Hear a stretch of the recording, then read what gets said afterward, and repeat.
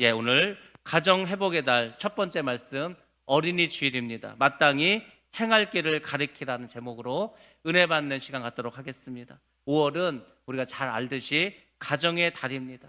특별히 올해는 5월에 주일이 5번이 끼어 있습니다. 그래서 제가 5번 가족에 대해서 가정 회복을 위해서 말씀을 준비하고 함께 은혜를 받으려고 합니다. 왜 우리가 이렇게 가정을 위해서 또 가정의 회복을 위해서 말씀을 드리고 또 우리가 어떤 면에서 회복을 해야 될까? 가장 중요한 것은 믿음의 가정입니다. 믿음의 가정. 아니, 온 가족이 천국 가야 될 거 아닙니까? 그래서 여러분들이 정말 가족 구원을 위해서 기도하셔야 돼요. 평생의 기도 제목입니다.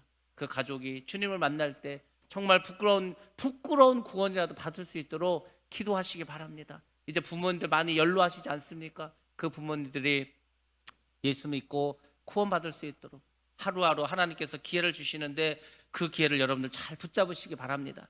그리고 우리 가족들이 사랑으로 하나 되어야 합니다. 더욱더 사랑이 필요합니다. 그래서 자녀들은 부모를 잘 섬기고 형제들 간에 서로 우애 있게 살아가고 공경하면서 그렇게 복된 삶을 살아갈 수 있도록 우리가 기도해야 합니다. 오늘은 이제 그 첫 번째 날로 우리가 어린이 주일로 지내게 됩니다. 자녀들 위해서 제가 말씀을 드릴 건데 여러분들 정말 자녀를 위해서 기도하시기 바랍니다. 제가 이곳에 오면서 늘 생각했던 것은 어떻게 하면은 우리 자녀들이 정말 믿음으로 잘 양육될 수 있을까? 늘 그것을 생각했습니다. 제가 말했잖아요. 작년에 어떤 아이가 사고를 당해서 죽게 되었다고. 그 아이를 생각하면서 이 자녀들 어떻게 믿음을 이렇게 양육시킬 수 있을까? 어떻게 하면 말씀을 성장시킬 수 있을까? 어떻게 하면 예수 안에서 복된 삶을 살아갈 수 있을까? 여러분들 그걸 기억하세요. 좋은 대학 나온다고 성공하는 거 아닙니다. 돈 많이 번다고 성공하는 것도 아닙니다. 하나님께서 형통한 삶을 주셔야 그 자녀가 이 삶 속에서 주님의 뜻대로 주님 원하시는 그런 복된 삶을 살아갈 줄로 믿습니다. 형통한 자가 돼야 돼요. 형통한 자. 우리 자녀들이 그런 삶을 살아갈 수 있도록 우리가 기도해야 합니다. 특별히 더 기도해야 될 이유가 있습니다. 지금 살아가는 이 세상이 정말로 믿음으로 살아가기가 너무너무 힘든 그런 세상입니다. 그래서 우리 자녀들이 말씀을 모른다면, 우리 자녀들이 믿음으로 살아가지 않는다면, 성령 충만하지 않는다면 정말 믿음으로 살아가기 어렵습니다. 특별히 요즘은 부흥야가 사라진 그런 세상입니다. 우리나라에 정말 이제 성령이 임하고 1907년에 평양에서 정말 장대님께서 성령의 충만함이 임하셨을 때 그 이후로 사경회가 생겼습니다. 부흥회가 생겼습니다. 사경회 한 번 하면 새벽 예배, 오전 예배, 저녁 예배 시간마다 사람들이 가득 찼습니다. 그냥 온 도성에서 다 믿는 사람들은 예배를 드리러 왔습니다. 꽉 찼어요. 설교가 2시간, 3시간입니다. 뜨겁게 기도합니다. 부흥의 역사가 있습니다. 심령이 뒤집어지는 심령 대부흥성회가 있었습니다. 지금은 말씀을 들어도 심령이 여러분들 뒤집어집니까? 여러분의 마음이 기경됩니까? 그렇지 않아요. 요즘 그렇습니다. 근데 과거에는 불과 한 30년, 20년 전에는 그런 일들이 있었습니다. 요즘 아이들이 부흥회를 경험하지 못한다는 것, 참 제가 가슴이 아픕니다. 요즘 아이들 기도원이라는 걸 모릅니다. 기도원을 가본 적이 없습니다. 기도원에서 뭘 하는지도 모릅니다. 우리는 그래도 이게 성장하면서 어려운 일 있으면 기도원에 찾아갔습니다. 금식하며 기도했습니다. 말씀 가운데로 살아가기 위해서 정말 뒤집어지도록 떼굴떼굴 구르면서 기도했습니다. 그러면 하나님께서 기도를 들어주시고 응답해 주셨습니다. 그래서 대한민국이 정말 이렇게 경제적으로 발전하고 교회가 부흥하고 이렇게 믿음의 나라가 되었습니다. 요즘 아이들 그 문화를 모릅니다. 기도원 문화를 모릅니다.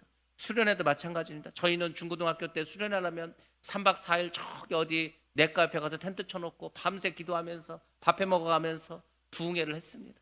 요즘 아이들 그런 것을 알지 못합니다. 그리고 세상은 더 악해졌습니다. 믿음으로 살아갈 수 없는 그런 세상이 되고 말았습니다.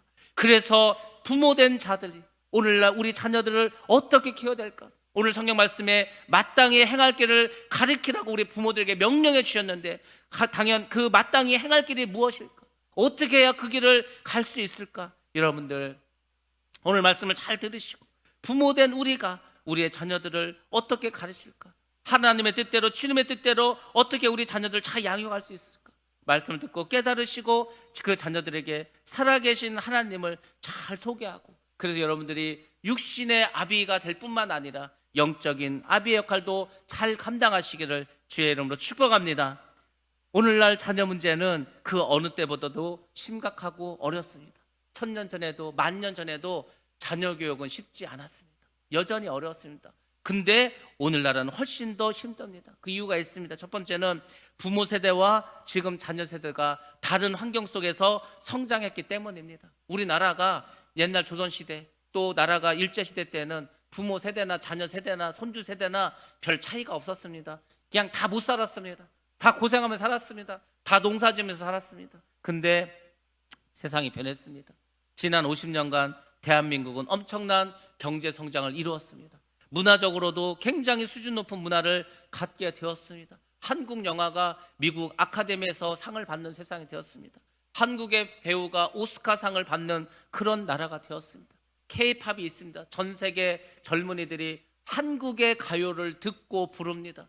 저희 어렸을 때는 팝송을 듣고 따라 불렀는데, 그래서 더 심한 사람들은 한국어를 배우려고 노력을 합니다. 왜? 한국 노래를 따라 부르라고. 그것도 안 되면 한국으로 유학을 옵니다.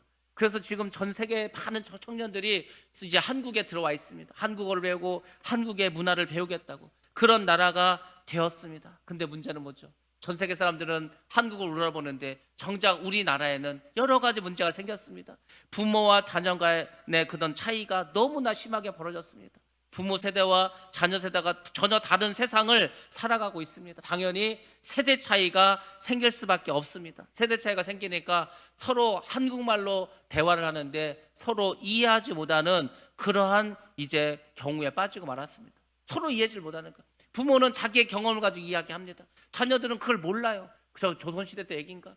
저 호랑이가 저 담배 피던 시절 얘기인가? 전혀 이해를 못합니다. 대화가 통하지 않습니다. 그래서 우리가 자녀 교육을 더 힘써야 될 때입니다. 두 번째로는 세상이 많이 변했습니다. 그래서 세상의 가치관과 우선순위도 변화되었습니다. 이전 세대의 가치관과 지금 세대의 삶은 너무나 다릅니다.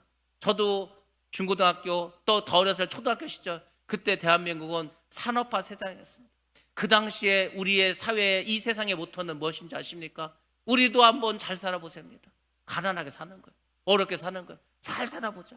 그래서 그것을 가지고 자신의 꿈과 자신의 희망이 아니라 어찌하든지 우리 가족이 한번 이 가난을 면해보자. 어찌하든지 우리가 한번 성공해보자. 우리도 한번 좀 잘 살아보자. 우리도 정말 이제 소장농 그만하고 정말 땅 한번 사서 살아보자. 그래서 누구나 다 거기에 매진했습니다. 힘들어도 참을 줄 알았습니다. 그래서 장녀나 장남들은 그 동생과 가정을 위해서 희생을 각오했습니다. 그렇게 살았습니다. 왜? 자녀들이 많으니까. 그때 보통 한 가정에 4명, 5명, 6명 이런 자녀들이 있었습니다. 정말로 어려운 세상을 살았습니다. 그렇지만 꿈이 있고 비전이 있고 가치관이 있었기 때문에 정말 성공을 바라면서 열심히들 살았습니다. 지금 세대는 어떻습니까? 태어나 보니까 자기 한 명밖에 없어. 많아야 2명입니다. 그리고 삶의 질이 너무나 다릅니다. 다 갖춰져 있어요. 우리도 한번 잘 살아보세요. 그게 무슨 말인지 모릅니다. 왜? 이미 잘 살고 있는데. 옛날에는 한 골목에 차 한두 대 서 있었습니다. 차 있는 집이 어디서 차 있는 집이.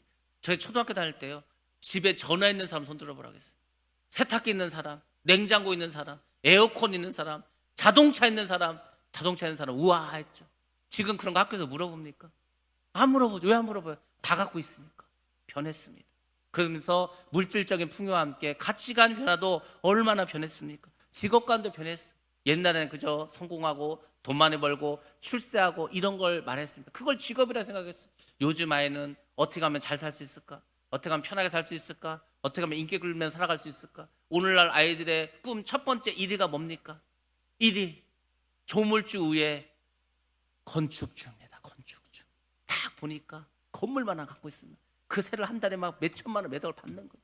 놀고 먹는 거 다 거기에 몰입돼 있어요. 거기에 몰입돼 있습니다. 그러니까 주식을 하고, 그러니까 부동산에 투자하고 막 그렇게 하는 거예요. 그 가치관도 변했습니다. 그런 세상을 우리가 살아가고 있고 그런 세상이 되고 말았습니다. 그러니까 부모가 이 자녀 교육을 쉽게 생각하면 안 됩니다. 정말 믿음으로 정말 하나님 뜻대로 살아가게 하기 위해서는 부모들이 정신을 차려야 됩니다. 지금 또 세 번째로 어떤 세상입니까? 사랑이 식어져가고 악이 관영한 그런 세상을 살아가고 있습니다. 부모와 자녀가의 그런 어떤 관계, 그런 것이 예전과 많이 변했습니다. 선생님과 학생 간의 사제 관계 많이 변했습니다. 친구 관계도 마찬가지입니다. 신뢰와 존경과 어떤 권위 이런 것이 다 상실된 세상을 살아가고 있습니다. 전통적인 문화와 공동체 의식, 도덕과 윤리 다 퇴색해 버렸습니다. 그냥 그건 다 옛 시대에 그냥 옛 구습이 되고 말았습니다. 옛날 게 다 좋은 거 아니에요. 근데 옛날 것 중에 좋은 것들도 있습니다. 그 좋은 것까지 다 사라지고 말았습니다. 그리고 오늘날의 아이들은 자극적인 걸 원합니다. 시각적인 거, 눈에 보이는 걸 원합니다. 감각적인 걸 좋아합니다. 그래서 문화가 다 그렇게 변해 있어요. 물론 그 문화가 기독교 문화면 얼마나 좋겠습니까? 근데 이게 다 세상 문화예요. 세상 마귀 문화입니다. 아이들이 일주일에 교회 와서 뭐 얼마나 있겠어요? 그냥 주일날 예배 1시간, 뭐 수요예배 되면 또 1시간, 얼마 안 됩니다. 그 나머지 시간은 전부 세상에서 보내는 거예요. 학교에서 보내고 집에서 세상 문화 접하고. 그러면 보세요, 우리가 말씀으로 키우지 않고 믿음으로 키우지 않으면 그 아이들의 머릿속에 무엇이 들어가겠습니까? 여러분들 아셔야 될 것은 악한 것도 진화를 하게 됩니다. 그 악한 것이 옛날하고 달라요. 우리가 옛날 드라마 보면은요, 웃겨요. 아니 뭘 저런 거 가지고 이렇게 힘들어하지, 저런 걸 뭘 죄라고 생각하지. 그렇습니다. 지금은요, 죄도 아니야, 뭐 아무것도 아니야. 근데 그거 가지고 괴로워하는 거예요. 왜? 악한 것도 진화했고 사람들이 더 악해졌기 때문입니다. 이런 개인주의와 이기주의와 폭력과 음란과 무기력들이 온통 이 세상에 가득 차 버리고 말았습니다. 그래서 더 중요한 것은 부모와 자녀 간의 대화의 장도 많이 사라져 버렸다는 것입니다. 그 옛날에는 그냥 아빠 퇴근하면 저녁에 온 식구가 둘러앉아서 같이 밥 먹지 않습니까? 그럼 얘기할 거 이런 얘기 저런 얘기. 요즘은요, 애들 보기 힘들어요. 애들이 없어요. 뭐 고등학생만 없습니까? 저 어린 아이들도 없어요. 학원 가서 없어요. 뭐 어디 가서 없어요. 그러니까 같이 밥 먹는 시간도 없어요. 대화할 시간이 없다는 것입니다. 그래서 자녀들 만날 시간이 없어요. 공유할 수 있는 시간도 없습니다. 그래서 여러분들 꼭 기억하시기 바랍니다. 오늘날 우리 부모들은, 예수를 믿는 부모들은 자녀들을 가르쳐야 됩니다. 무엇을 가르쳐야 되는가, 어떻게 가르쳐야 되는가, 오늘 제가 말씀을 통해서 몇 가지 말씀드리겠습니다. 잘 기억하시고 정말 자녀들을 이렇게 가르치시기 바랍니다. 그래야 나중에 피눈물 물지 않습니다. 오늘 우리가 예수를 믿는 부모로서 어떻게 자녀를 가르쳐야 되는가? 첫 번째는 마땅히 행해야 할 것들을 가르쳐야 됩니다. 마땅히, 당연히, 반드시 꼭 자녀들이 알아야 될 것을 가르쳐야 돼요. 그렇게 행하도록 가르쳐야 됩니다. 세상에서 배워야 될 가장 중요한 것은 유치원 때 이미 다 배웠다라는 그런 책이 베스트셀러가 되었습니다. 정말 유명한 책이었습니다. 그 내용의 주제는 뭐죠? 어릴 때 이 세상에 필요한 거 다 배운다는 거, 유치원 다닐 때 다 배운다는 겁니다. 근데 문제는 뭐죠? 그렇게 배웠는데 그렇게 살지 않는다는 거예요. 미국의 심리학정의 콜디 마이어라는 박사가 있습니다. 이분이 연구를 했어요. 성인들의 행동, 어른이 됐습니다. 왜 저런 행동을 할까? 왜 저 사람은 저런 태도를 가질까? 저 사람은 왜 저렇게 생각을 할까? 그것을 연구를 했습니다. 그리고 내린 결론이 뭐냐? 사람의 행동과 사람의 태도는 1살 때부터 6살 때까지 85%가 결정된다는 거예요. 그러니까 6살 만으로, 뭐 6살이니까 한 7살 정도 이제 초등학교 들어가기 전에 이 아이의 성격과 태도와 삶의 모든 것에 85%가 결정이 난다는 거예요. 얼마나 중요할 때인가, 얼마나 그 이후에 바꾸기가 얼마나 힘들겠어요. 그러니까 어릴 때 잘 가르치라는 것이죠. 어린 시절이 중요하다는 것입니다. 우리나라 속담에 끝내주게 중요한 아주 그 좋은 속담이 있습니다. 3살 버릇 여든 간다. 3살 버릇이 여든 가는 겁니다. 그러니까 여러분들 잘 기억하시기 바랍니다. 어릴 때 그 아이의 머릿속에 무엇이 박히는가 꼭 기억하시기 바랍니다. 어릴 때 마귀가 와서 그 머리에 마귀의 인을 찍는지, 아니면 성령께서 오셔서 그 이마에 성령의 인을 찍는지, 그것이 삶이 결정되는 거예요. 그 삶이 주인이 결정이 되는 것입니다. 어린 시절에. 그래서 여러분들 어릴 때부터 말씀으로 교육하시고 찬양을 들려주시고 말씀을 암송시키고 그 머릿속에 하나님으로 가득 채우도록 그렇게 여러분들 교육시키시기 바랍니다. 삶의 인생의 주인이 결정되는 가장 중요한 시기가 바로 어린 시절입니다. 예수를 믿는 자녀들이 그러면 마땅히 행할 것이 있다고 했는데 무엇을 행해야 됩니까? 첫 번째로는 하나님을 알게 해야 됩니다. 하나님을 알게 해야 되는 거예요. 하나님은 온 천지를 창조하신 분이에요. 그분은 너무 사랑이 많으셔. 우리가 다 지옥 가야 되는데 그분이 사랑이 많으셔서 우리를 구원해 주시기 위해서 예수 그리스도 보내주시고 그분을 십자가 죽이시고 부활하게 하셔서 우리에게 생명을 주시고 천국 백성 삼아주시고 우리가 주님 만나면 다 하늘나라 가서 살게 해주신 분이, 그분이 하나님이라는 것을 귀에 못이 박히도록 가르쳐 주는 거예요. 그래서 그 어린 10년 가운데 하나님은 위대하신 분이구나, 하나님은 좋으신 분이구나, 내가 정말 하나님 의지해야 되는구나, 하나님은 강하신 분이구나, 내가 죽으면 천국에서 하나님하고 살아가야 되는구나, 이것을 어릴 때부터 완전히 익숙하게 빠지게 그렇게 살도록 해주셔야 됩니다. 그리고 네가 그렇게 살아가려면 네가 예수님을 만나야 돼. 예수님 그분을 통해서 우리가 하나님께 가는 거야. 그 예수님을 가르쳐야 되는 거야. 예수님을 만날 수 있도록 예배에 참석시키시고 늘 예수님을 전하시고 예수님에 대해서 말씀을 해주셔야 됩니다. 그리고 우리가 그 예수님과 잘 만나서 살아가려면 네가 성령과 동행해야 된다. 네가 세상을 살아가다 보면 어릴 때도 있을 때고 힘들 때도 있을 때고 이제 더 크면은 엄마하고 아빠가 너랑 24시간 같이 있을 수도 없다. 근데 너와 늘 함께 하시는 분이 있다. 너의 생각을 지켜주시고 너의 모든 것을 안내해 주시고 인도하시는 분이 있다. 그분이 바로 네 속에 있는 성령 하나님이다. 그러니까 너는 성령과 동행해야 된다. 이거를요 어릴 때부터 계속 인지시키는 거, 계속 가르치는 거, 이게 떠나지 않도록 해야 됩니다. 그렇게 해야 그 자녀가 믿음으로 살아가게 하다. 여러분들 자녀들에게 이 성삼위 하나님을 가르쳐 주시기 바랍니다. 그것이 여러분들이 마땅히 해야 될 일일 줄로 믿습니다. 어떻게 해야 자녀들이 하나님을 알게 됩니까? 당연 방법이 필요하겠죠. 첫 번째가 예배에 참석하는 겁니다. 예배는 보러 가는 게 아니에요. 예배는 드리러 가는 것입니다. 하나님은 너무 위대하신 분이다. 아니 생각해 보세요. 어느 날 대통령이 청와대 오라고 했어. 청와대 그냥 가십니까? 며칠 전부터 연습해. 얼마나 떨리겠어. 저희 처제가 저기 카이라고 해서 전투기를 만드는 그런 그 회사에 다닙니다. 거기 무슨 실장인데 이번에 전투기를 하나 만들었어. KF-X인가 하여튼 전투기를 하나 만들었어. 그래가지고 뭐 별단 장군들, 대통령 그런 사람들이 그 회사에 방문했어. 그리고 대통령 앞에서 이거를 이제 설명을 하는 거야. 이 전투기를 만들기 위해서 어떤 무슨 일을 했었고 어떻게 실험하고 막 연구를 하는. 그게 이제 KBS에서 방송에 나오더라고. 보는데요. 그 목소리가 벌써 막 덜덜덜 떠는 거예요. 그러니까 떨지는 않는데 그 목소리 속에서 떨리는 게 들려요. 같이 이제 그 설명하는 다른 팀장이 있는데 그 팀장이 첫 마디가 뭔지 아십니까? 윤 팀장님 지금 또 떨리시죠? 왜 자기도 떨리니까. 대통령 앞에만 서도요 떨리는 거예요. 스타들 앞에만 떠도 떨립니다. 여러분들 예배드리러 나올 때 하나님 앞에 떨림을 가지고 나오십니까? 없어요.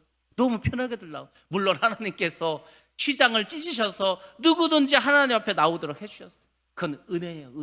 은혜라고. 우리가 나갈 수 없는데 하나님이 그렇게 만들어 주셨어요. 은혜예요. 그러면 한번 생각해 보세요. 우리가 너무 편하게 너무 쉽게 그렇게 나오시면 되겠습니까? 하나님께서 우리에게 은혜를 주셨다면 그게 감사해서 우리는 더 경외하는 마음으로 더 진실한 마음으로 대통령을 만나고 왕을 만나는 것보다도 더 강한 그런 어떤 경외심을 가지고 그렇게 나와야 되지 않겠습니까? 그게 잊어버렸어요. 예배에 거룩함을 상실했습니다. 경건함을 상실했습니다. 그러니까 예배가 예배되지 못하는 거예요. 우리가 늘 찬양하지 않습니까? 예배가 예배되게, 교회가 교회되게. 말만 그렇게 하지 말고 정말 예배가 예배될 수 있도록 그런 하나님의 신성함과 하나님의 위대함과 정말 하나님의 그 하나님에 대한 경외감 이런 것들을 심어줘야 되는 거예요. 하나님 우리가 함부로 하는 분이 아니구나. 하나님은 정말 위대하신 분이기 때문에 우리가 정말 경외심을 가져야 되는 거예요. 요즘 아이들이 다 우습게 생각해요. 그래서 부모도 우습게 생각해요. 학교 선생님을 자기 친구만도 생각지 않아요. 그냥 자기 무슨 도와주는 사람, 자기가 그냥 마음대로 할 수 있는 이런 존재로 생각하는 거예요. 왜 그렇게 되는지 몰라요. 옛날에는 군사불체라고 하지 않았습니까? 그 군사불체는 진짜 옛날 얘기예요. 그렇지 않아요. 지금 모든 권위가 무너졌습니다. 그래서 나중에 마귀가 원하는 게 뭔지 아세요?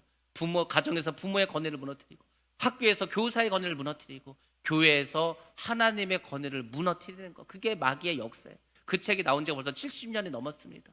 그 책을 통해서 세상 교육과 세상의 문화가 이렇게 내려온 거. 제가 언제 나중에 기회가 되면 그 책을 소개해주고 그 책에서 말하는 거에 대해서 말씀을 드리겠지만 알게 모르게 세월이 지나다 보니까 그렇게 되고 말았습니다. 여러분들, 여러분의 자녀들이 하나님을 만나고 복된 삶을 살아가고 천국 가는 삶을 살게 하기 위해서는 예배를 회복시켜야 될 줄로 믿습니다. 네 인생에서 예배에 성공해라. 그래서 많은 정말 성공한 위인들, 그 부모들이 성경을 주면서 네가 정말 어떠한 일 있어도 예배 빼먹지 말고 예배를 거룩하게 생각하고 그 하나님을 공경해라. 그 사람들 다 성공했습니다. 두 번째로는 말씀을 읽고 기도하는 삶을 가르쳐야 되는 거. 어떻게 가르쳐야 되냐면 가장 편한 건 뭔지 아십니까? 예배 드리고 기도하고 말씀 읽는 걸 습관화시키면 되는 거예요. 그걸 생활화시키면 됩니다. 몸에 완전히 배이게 하면 되는 거예요. 우리가 왜 내 그 습관이나 내 버릇이 편한지 아십니까? 날마다 해서 그런 거. 날마다 해서 우리 인간은 내가 날마다 하는 것은 편안함을 느낍니다. 그래서 버릇이 나쁘게 든 버릇을 고치는 게 너무 힘든 거예요. 왜 힘들죠? 이미 그 몸속에 체득됐기 때문에. 기도하고 말씀 보고 예배드리는 것을 삶 속에서 아주 그냥 배게 만들어 보세요. 완전히 습관을 만들어 보시기 바랍니다. 그러면 하나님 떠나지 않습니다. 자녀들이 어릴수록 여러분들 더 그렇게 하시기 바랍니다. 어떻게 보면 지금 여러분 잘하고 계시는 거예요. 예배 드릴 때마다 데리고 오고 또 말씀을 듣게 하고 찬양하게 하고, 그것이 그 아이에게는 가장 소중한 자산을 쌓는 길입니다. 어릴 때 하나님 만나야 될 거 아닙니까? 어릴 때부터 하나님 뜻대로 살아야 되지 않겠습니까? 그걸 꼭 가르치시기 바랍니다. 세 번째로는 자녀들이 선하게 살 것을 가르쳐야 합니다. 예수 믿는 사람은 믿지 않는 사람이 본이 되어야 됩니다. 본이. 그래서 그것을 어릴 때부터 가르쳐요. 하나님은 좋으신 분이야. 하나님은 선하신 분이야. 우리는 그분의 형상으로 지음받았어. 그러니까 우리도 선하게 살아야 돼. 착하게 살아야 돼. 다른 애들이 죄짓고 다른 애들이 나쁜 짓 한다고 너도 그렇게 하면 안 돼. 다른 애들 도둑질하고 다른 애들이 거짓말하고 다른 애들이 악한 일 한다고 너도 같이 하면 안 돼. 그게요, 사람들 몰라서 그렇지 그게 축복의 길인 거야. 근데 지금 세상에 그렇게 해서 야 너는 아직도 나이가 몇 살인데 아이 바보냐? 아직도 그렇게 살아? 아직도 그렇게 뭐 말씀도 살려고 그래? 그렇게 자꾸 옆에서 친구들 막 속이고 꼬시고 하는 거, 마귀가 꼬시는 겁니다. 다 넘어가요. 넘어가지 않게 하려면 믿음을 확실하게 잡을 수 있도록 가야 되는 거예요. 그래서 가르쳐야 됩니다. 선으로 악을 이겨라. 지금 사람들은 이 세상의 법은 이에는 이, 눈에는 눈, 그렇게 살아가죠. 예수 믿는 사람은 그게 아니에요. 예수 믿는 사람은 누가 나를 힘들게 하고 괴롭게 하더라도 그를 위해서 기도해주고 참아주고 인내해주는 거예요. 사랑으로 대해주는 거예요. 그럼 어느 순간 그 사람이 변화돼. 하나님 역사하셔. 그러니까 너는 선으로 악을 이겨야 돼. 그 사람이 선하게 살 거 아닙니까? 그 자녀가 선하게 살 거 아니에요. 그러면 예수 믿는 사람들이 그렇게 선하게 살면 세상이 변할 거 아닙니까? 지금 믿지 않는 사람들이 예수 믿는 사람들한테 가장 욕하는 게 그런 거예요. 너희들이 성경에 착하게 살으라고 했다며, 뭐 참으면서 살으라고 했다며, 인내하면서 살으라고 했다며. 근데 야 내가 볼 때는 네가 더 약았어. 네가 더 못됐어. 네가 더 문제야. 안 믿는 사람이 그렇게 얘기하는 거예요. 아, 그 교회 다니는데 욕을 먹는데 누가 예수를 믿겠습니까? 어릴 때부터 선하게 살아갈 수 있도록 가르쳐 주시기 바랍니다. 근데 한번 보세요. 지금 예수 믿는 부모들이 이렇게 가르칩니까? 예배를 소중히 여기고 말씀 보고 기도하고 선하게 살아가라고 가르칩니까? 아닙니다. 예수를 믿는 부모들도 자녀들에게 가르치는 게 있는데 그것은 세상을 잘 살아가는 방법만 가르치고 있는 거예요. 그게 뭔지 아십니까? 세상의 가치관을 가르치고 있는 거예요. 열심히 공부해야 돼. 그래서 성공해야 돼. 좋은 대학 가야 돼. 그래서 돈 많이 벌어야 돼. 출세해야 돼. 여전히 더 많이 예수 믿는 사람들이 그렇게 가치관을 심어주는 거예요. 그래서 수능을 앞두고 수능 대비 100일 기도회를 합니다. 뭐 여기가 절간입니까? 그런 거 하게 전혀 하나님하고 상관없는 거예요. 그것을 자랑스럽게 하고 있습니다. 하나님과 상관이 없이 내 생각으로 내 편한 대로 내가 원하는 대로 그렇게 하나님을 믿는 게 너무 많아요. 제가 말했잖아요. 우리나라는 너무 샤머니즘적인 요소들이 교회 안에 많이 있습니다. 뭐 100일 기도하면 뭐 이런, 그러면은 새벽에 일어나서 물 떠놓고 빌던지 절에 가서 빌던지 뭐 다른 게 있어요. 다 똑같은데 예수는 그렇게 믿는 게 아닙니다. 예수 믿는 사람은 세상의 성공과 세상의 가치관을 가르치는 것이 아닙니다. 근데 그렇게 하고 있어요. 다 그렇게 하고 있습니다. 하나님의 방법으로 성공시키시기 바랍니다. 아니 요셉이 좋은 대학 나와서 출세했습니까? 요셉은요 종으로 팔려갔어요. 노예 생활했습니다. 종살이 했습니다. 그렇지만 거기서 뭘 배웠습니까? 경제를 배웠어요. 그 가정의 총무가 되지 않습니까? 그 요셉이 감옥에 갔습니다. 감옥에 가서 뭘 배웠어요? 술 맡은 간원장 그리고 떡 맡은 간원장, 그들에게 정치를 배웠어요. 하나님께서 키우시면 어느 날 갑자기 얘가 뭐가 되는 거예요? 총리가 되는 거예요. 하나님의 방법으로 키우시기 바랍니다. 인간적인 방법으로 가르치면은 나중에 아이들이 성공하고 출세하면 어떻게 되는지 아십니까? 다 교회를 떠나갑니다. 그게 유럽 교회고 그게 미국 교회고 한국 교회가 되고 말았습니다. 우리는 자녀들이 어릴수록 정말 예배드리고 또 말씀 듣고 기도하는 것을 생활화시켜야 합니다. 그렇게 하지 못하면 어떻게 되죠? 부모 역할을 바로 하지 못한 것입니다. 세상적으로 성공했다 하더라도 하나님을 떠나고 교회를 떠나면 그게 부모로서 역할을 잘 한 것입니까? 가장 잘못한, 가장 나쁜 부모가 그런 부모입니다. 세상 성공을 위해서 교회를 떠나게 하고 하나님을 떠나게 한 부모, 그 부모가 하나님 앞에 섰을 때 가장 큰 책망을 받을 수밖에 없습니다. 여러분들 세상적인 방법이 아니라 주님의 방법으로 양육시키고 그렇게 살게 해주시기 바랍니다. 그러면 그 자녀가 늙어도 하나님을 떠나지 않고 교회를 떠나지 않을 줄로 믿습니다. 요한복음 6장 27절 말씀 같이 한번 보겠습니다. 시작. 썩을 양식을 위하여 일하지 말고 영생하도록 있는 양식을 위하여 하라. 이 양식은 인자가 너희에게 주리니 인자는 아버지 하나님께서 인치신 자니라. 아멘. 예수님께서 뭐라고 하셨습니까? 썩을 양식을 위해서 일하지 말라. 썩을 양식이 뭐죠? 그게 세상 것이. 이 세상 것은 다 썩어 없어집니다. 다 불타 없어집니다. 근데 부모가, 예수를 믿는 부모가 자녀들에게 그것만 생각하게 하는 거예요. 그것만 말해줍니다. 예수님 말하잖아요. 그런 걸 위해서 일하지 말고 영생하도록 있는 양식을 위해서 살아. 영생하도록 있는 게 뭐예요? 천국 아니고 천국을 가려면 우리가 영생을 얻어야 간다고 하지 않습니까? 그 영생하도록 있는 양식이 뭐예요? 예수 그리스도. 우리가 영생을 얻어서 천국에 가려면 먹어야 될 거 아니에요? 살아야 될 거 아니에요? 그게 바로 예수라는 예수. 그래서 여러분들 자녀에게 육의 양식뿐만 아니라 정말 영의 양식도 먹일 수 있도록 여러분들 부모 역할을 잘 감당하실 주의 이름으로 축원합니다. 두 번째, 부모가 해야 될 일이 있습니다. 그것은 자녀가 고통 가운데 있을 때 기도하는 법을 가르쳐야 합니다. 우리 아이들이 나이를 먹습니다. 청소년기가 됩니다. 사춘기가 됩니다. 사춘기가 됐다는 것은 바로 알 수 있습니다. 이 아이가 어느 순간 말수가 줄어드는 거예요. 까불고 이게 뭐야 맨날 그랬던 애가 어느 날 말수가 줄어들어요. 말도 잘 하지 않습니다. 집에 오면 자기 방에 들어가는 거예요. 부모님과 같이 있으려고 하지도 않습니다. 그때부터 사춘기가 시작이 됩니다. 근데 이제 중요한 건 뭐겠죠? 그 아이들이 이제 사춘기가 됐다는 건 뭐냐면 어려움이 생겼다는 거예요. 자기 스스로 생각이 생겼다는 겁니다. 그러면 문제가 생기겠죠. 어려움이 생겼어. 근데 어려운데 어떻게 할 줄 몰라. 부모님한테 말도 안 해. 그것도 기도도 하지 않아. 그럼 누구한테 말하겠어? 친구한테 말하는 친구. 친구를 생각해보자. 친구가 그놈이나 나나 똑같은 거 아니야? 근데 친구한테만 얘기를 해. 해결이 될 수가 없습니다. 이 세상의 물결이 지금 어떻습니까? 이 세상의 물결이 우리 자녀들의 생각과 마음과 모든 삶을 지금 덮쳐버렸습니다. 그럼 한번 생각해 보시기 바랍니다. 이 세상의 더러운 물이, 이 세상에 오염된 물이 우리 자녀들에게 다 들어옵니다. 그 더러운 물이 우리 자녀들을 중독시키고 맙니다. 다 병들어 버립니다. 지금 세상이 그런 세상이에요. 얼마나 악한지 모릅니다. 사도 바울이 디모데에게 말합니다. 마지막 때 이런 일이 벌어질 거라고. 디모데후서 4장 3절에서 4절 말씀입니다. 같이 한번 보겠습니다. 시작.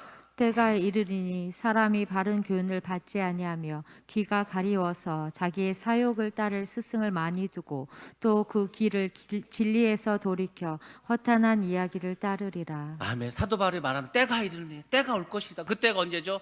말세입니다. 말세. 마지막 때. 지금 우리가 살아가는 이 세상에 오는 거예요. 말세가 오면 어떻게 되죠? 복음을 거부합니다. 교회 나가는 거 싫어요. 교회 다니는 사람 욕합니다. 하나님을 욕합니다. 지금이 그런 세대입니다. 그런 세대가 되면 어떻게 되죠? 바른 교훈을 받지 않습니다. 바른 교훈이 무엇이죠? 예수 그리스도를 통해서 얻는 구원입니다. 구원. 복음입니다. 구원의 소식입니다. 그게 바른 교훈이에요. 그거를 받지 않으려고 합니다. 받지 않는다는 게 원어 헬라어로 보면은 견디지 못한다 이런 뜻이에요. 견디지 못한다. 누가 막 복음을 전하잖아요. 그 소리를 견디지 못하는, 듣기 싫은 거. 지금 세상이 어떤 세상인데 아직도 뭐 하나님이 살아계시고 뭐 죽은 사람이 뭐 살아나고 그걸 아직도 믿냐, 이 답답한 사람아. 이 과학이 얼마나 발달했는데 왜 그것을 믿냐고. 그래서 의도적으로 복음을 거부하는 때입니다. 지금이 그때 아니고 지금 사람들의 귀가 다 가렵습니다. 귀가 가려운 거예요. 이 가렵다는 게 크레도메노이라는 단어를 사용합니다. 이게 무슨 말이냐면 우리가 막 어디가 간지러워요. 어디가 막 가렵습니다. 여러분들을 몸이 막 가렵고 근지러면 어떻게 하시죠? 뭘 찾으세요? 효자손 찾아야 될 거 아니에요? 효자손을 찾아서 가려운데 막 긁어줘야 될 거 아니야? 가려운데 긁으면 어떻게 시원하지 않습니까? 만족감을 얻겠죠. 바로 그것을 말합니다. 간지러운 것을 긁어서 만족감을 얻으려는 것. 그게 뭐죠? 사람들은 자기의 본성, 자기가 원하는 것을 충족시켜주는 이야기만 좋아한다는 거예요. 자기가 듣고 싶은 이야기만 듣는 거예요. 그러니까 어떻게 되죠? 계속 왜곡되는 거예요. 왜곡. 지금 어떻게 보면 언론이 세대를 자꾸 구별시키고 갈라놓고 있습니다. 세상이 계속 그렇게 가고 있어요. 사람들이요, 듣고 싶은 얘기만 듣는 거예요. 원하는 얘기만 듣는 거예요. 그럼 한번 생각해 보세요. 이렇게 많은 기독교 방송국이 있고 이렇게 많은 유튜브를 통해서 많은 교회들이 지금 복음을 전하고 있습니다. 진짜 하루 24시간 설교만 들어도요, 뭐 들을 게 수도 없이 많습니다. 근데 그걸 듣나요? 안 들어요. 귀가 가려운 거예요. 듣고 싶은 것만 듣는 거예요. 그래서 이제 어떤 사람은 주식을 좋아한다. 그러면 그 사람의 유튜브는 전부 주식에 관한 것만 있습니다. 먹는 거 좋아한다. 그 사람 유튜브에 들어가면 전부 먹는 거에만 관련되어 있습니다. 왜? 보고 싶은 것만, 듣고 싶은 것만 듣는 거예요. 근데 문제는 뭐죠? 잘못된 걸 들을 수 있다는 거예요. 복음도 마찬가지입니다. 잘못된 복음이 얼마나 많은지 아십니까? 이단뿐만 그런 게 아니에요. 이단이 아닌데도 잘못된 복음이 많습니다. 그 길로 가면은 하나님을 떠나게 됩니다. 근데 이게 좋은 건지 나쁜 건지도 모르고 그렇게 들어버립니다. 그 결과적으로 어떻게 되죠? 진리에서 돌이켜 허탄한 이야기를 따르게 된다는 것입니다. 진리에서 돌이켜 버리는 거예요. 하나님에게서, 주님에게서 그 인생이 돌이켜 버립니다. 그리고 허탄한 이야기라는 게 헬라어로는 뮤두스라는 말인데 신화라는 뜻입니다. 신화, 소설, 단군 신화, 만화, 동화책 뭐 이런 수준으로 그냥 듣는다는 거예요. 그러니까 예수님이 무리를 걸으셨다. 그냥 무리를 걸으셨대. 그 믿음으로 오는 게 아니고 그냥 소설처럼, 만화처럼, 동화처럼 그렇게 여기게 된다는 것입니다. 진리에서 떠나가는 거예요. 믿음에서 떠나갑니다. 과학이 발전하고 신학이 발전하고 사람의 이성이 더 강해질수록 다 이 모든 성경 이야기는 신화로 여기고 말합니다. 그리고 진리에서 떠나는 거예요. 그래서 오늘날에는 기적이 일어나지 않습니다. 기적은 믿어야 일어나는 거예요. 믿어 일어날 거 아닐까요? 예수님께서 나에게 기도해 주시면 나의 병이 날 줄로 믿습니다. 주님이 기도해 주시면 내 눈을 뜰 줄 믿습니다. 주님께서 역사하시면 내 다리를 고쳐주셔서 내가 뛰어날 줄 믿습니다. 뭐 믿음이 있어야 기적이 일어날 거 아니에요. 지금은 기적이 없는 세대입니다. 왜? 믿음이 없기 때문에 믿질 않는 거예요. 왜 믿지 않죠? 똑똑해졌어요. 이성이 생겼습니다. 세상 것으로 가득 찼습니다. 그러면 보세요. 우리 아이들은 어떨 것 같아요? 우리 아이들. 제가 아까 말했잖아요. 그래도 저희는요, 중학교, 고등학교 때 그 수련회 가면은 그 물가 옆에다가 텐트 쳐놓고 밤에 그냥 먼 애들이 죄를 많이 졌다고 밤새 눈물 흘리면서 목이 쉬어가면서 그렇게 기도를 했어요. 경험이 있어요. 뜨거움이 있습니다. 요즘 아이들이 그런 걸 몰라요. 그냥 온갖 세상에 듣는 것은 그냥 하나님하고 상관없는 것만 듣고 사는 거예요. 그 아이들은 어릴 때부터 그렇게 들어왔습니다. 어릴 때부터. 우리는 그래도 성탄절이다, 크리스마스다 그러면은 아기 예수를 생각합니다. 주님께서 이 땅에 오셨대. 왜 오셨대? 우리 죄를 위해서 죽기 위해서 오셨대. 예수님 좋으신 분이네. 지금은요, 성탄절, 예수는 다 사라졌습니다. 산타가 등장합니다. 산타는 뭐 하는 분인데 선물을 주시는 분이래. 그래서 우리가 1년 동안 부모님 말씀 잘 들으면은 산타가 우리가 원하는 선물 다 갖다 주신대. 성탄절은 산타의 날입니다. 변했어요. 뭐 어디에 믿음을 찾아볼 수가 없습니다. 어떻게 우리가 살아가겠습니까? 옛날에는 예수를 믿지 않는 사람들도 그 성탄절이 되면은 캐롤을 들었어요. 그러면 캐롤에 나오는 게 뭐예요? 다 예수님을 찬양하고 예수님에 대한 그런 거 아닙니까? 캐롤이 사라져 버리니까 믿지 않는 사람들은 예수에 대해서 들을 그런 기회조차도 다 잃어버리고 말았습니다. 그런 세상을 살아가고 있습니다. 악한 세대를 지금 살아가고 있습니다. 예수를 믿는 게 짐이 되는 세상이 되었어요. 예수를 믿는 게 힘든 세상이 되었습니다. 예수를 믿는 왕따를 당하는 그런 세상이 되었습니다. 그래서 우리 자녀들이 신음하는 거예요. 내가 어릴 때부터 교회를 다녔는데 세상에 나가서 친구를 만나니까 이 예수 믿는 게 바보 같아. 예수 믿는 게 뭔가 이상한 것 같아. 그 생각을 하는 거예요. 고민에 빠지는 거예요. 그래서 부모님과 얘기를 안 하는 거예요. 왜? 나름 이제 자기가 자기 생각이 생겼으니까, 자기 이성이 생겼으니까. 근데 나는 믿음이 없어.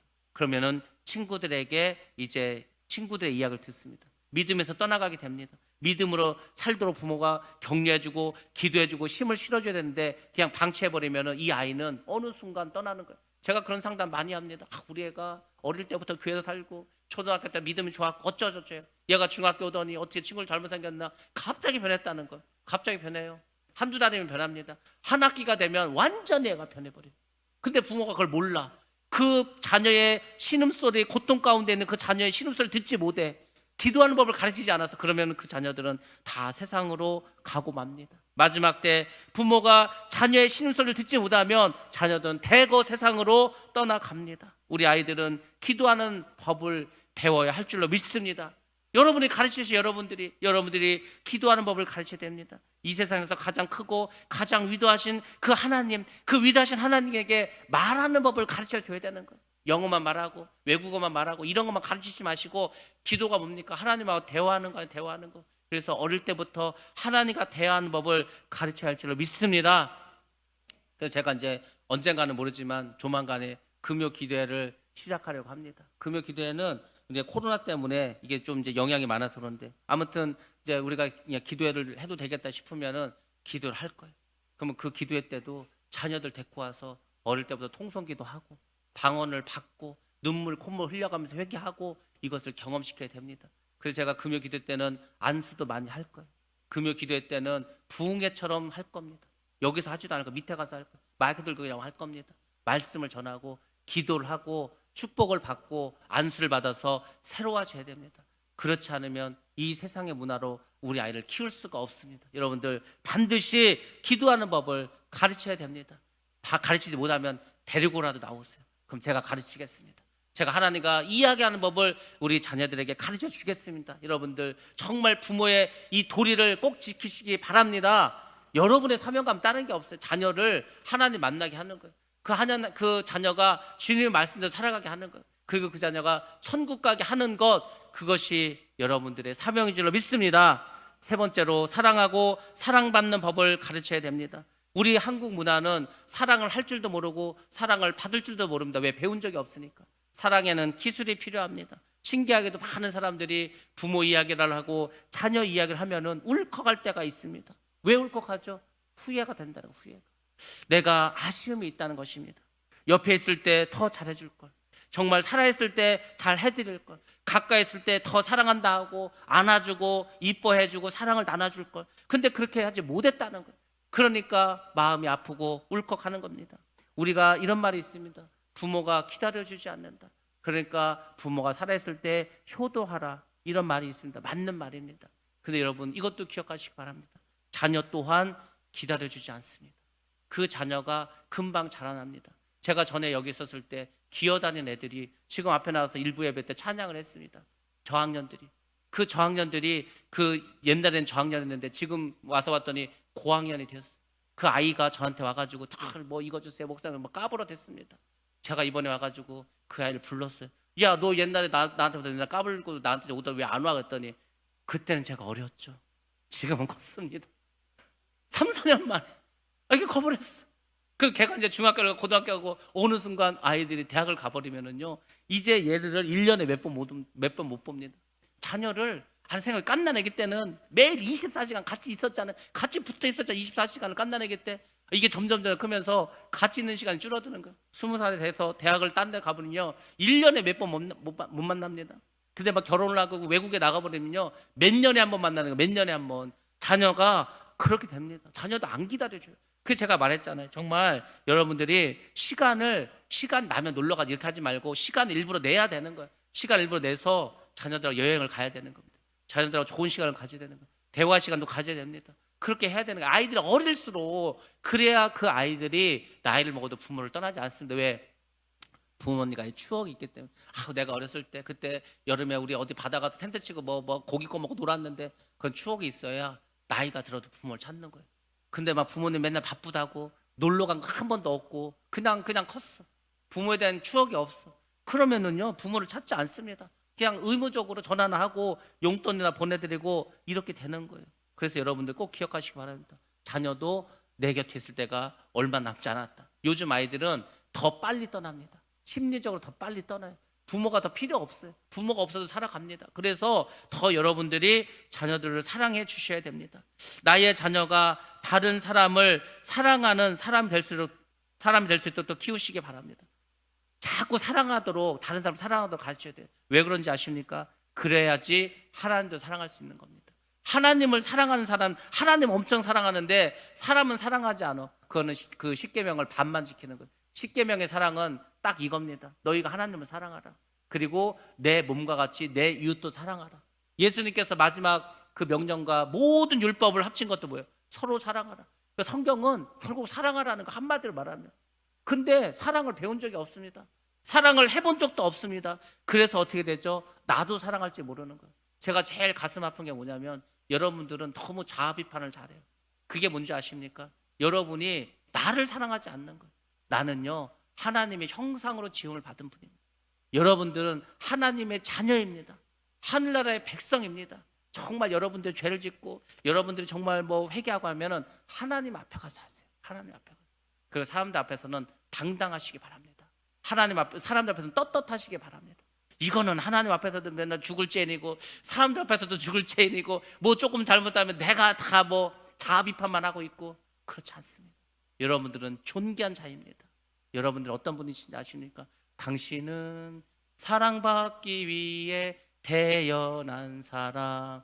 말만 하지 마시고 정말 나는 사랑받기 위해 태어났다. 자긍심을 가지시고 자존감을 회복하시기 바랍니다.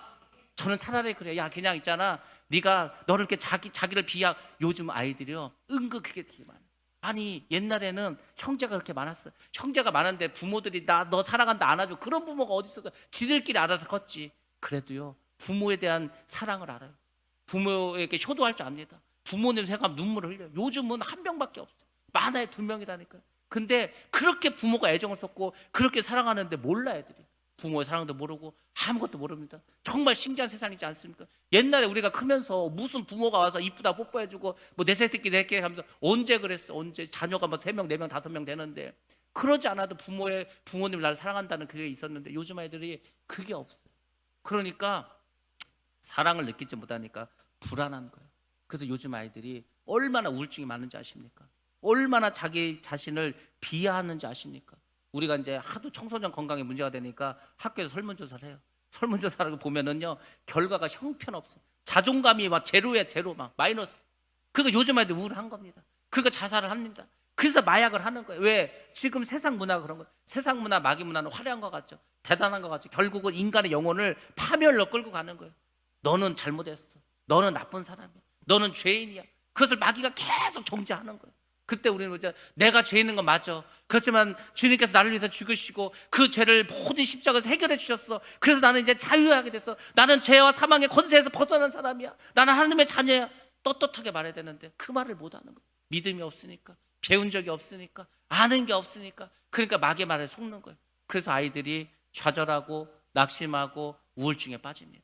지금 보통 문제가 아닙니다. 여러분들 우리 자녀들이 사랑하면서 살아갈 수 있도록 가르쳐 주시기 바랍니다. 주님을 사랑하게 하시기 바랍니다. 자기 자신도 사랑하게 하시기 바랍니다. 그리고 또 하나 가르쳐야 됩니다. 네가 세상을 사랑받고 살아야 된다. 사랑은 하기도 하지만 사랑은 받기도 해야 됩니다. 먼저 사랑하는 법을 배우고 그 다음에는 사랑을 받는 법도 배워야 합니다. 우리 자녀들이 어릴 때부터 사랑을 받고 자라나야 정신이 건강한 겁니다.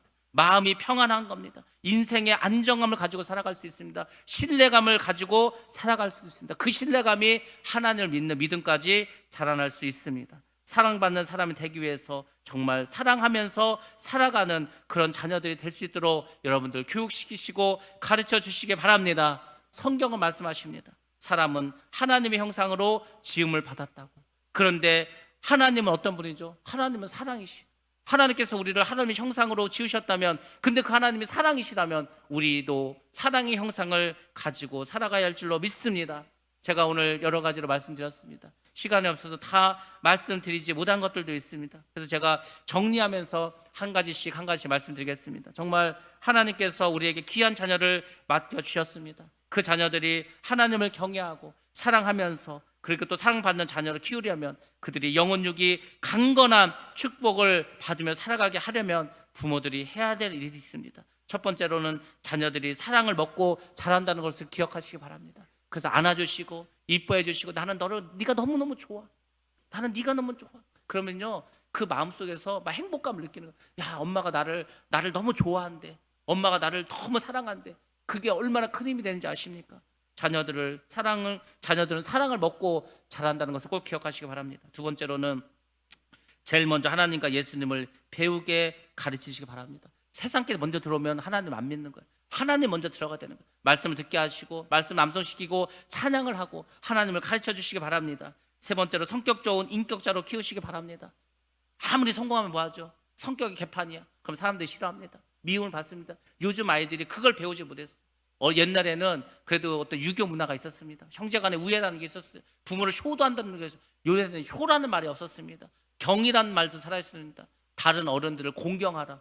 경이 사라졌어요. 그러니까 선생님께 인사도 안 합니다. 그런 세상이 되고 말았습니다. 성격이 좋고 정말 선한 자녀들로 키우시기 바랍니다. 그리고 자녀를 한 인격으로 취급하시기 바랍니다. 옛날 어른들은요 아이들을 무슨 진짜 물건 취급했다니까 막 그냥 사정없이 패고 신부름이나 시키고 일이나 시키고 했습니다. 그렇지 않습니다. 우리 자녀를 소중하게 존귀하게 그렇게 여기시기 바랍니다. 그리고 마지막으로 다섯 번째 항상 기도해 주시기 바랍니다. 기도, 엄마의 기도, 아빠의 기도가 그 자녀를 성공시키는 겁니다. 링컨 한번 보세요. 링컨이 부모님께 받은 것은 가난밖에 없습니다. 근데 그 어머니가 죽으면서 성경을 줬어요. 성경에서 시킨 대로 살아가라. 믿음으로 늘 기도해 줬습니다. 그래서 링컨이 위대한 대통령이 될 수 있었습니다. 존 웨슬리가 있습니다. 이 사람이 감리교를 창시했습니다. 그 어머니였던 수산나가 자녀들 위해서 얼마나 기도한지 모릅니다. 그 자녀들이 다 주의 종으로 하나님의 사명을 감당하면서 한 세대를 풍미했던 그런 사람들이 다 될 수 있었습니다. 부모의 기도가 자녀를 성공의 길로, 하나님의 기뻐하시는 길로 인도할 줄로 믿습니다. 그래서 오늘 말씀대로 정말 우리가 자녀들에게 마땅히 행할 길을 가르치라.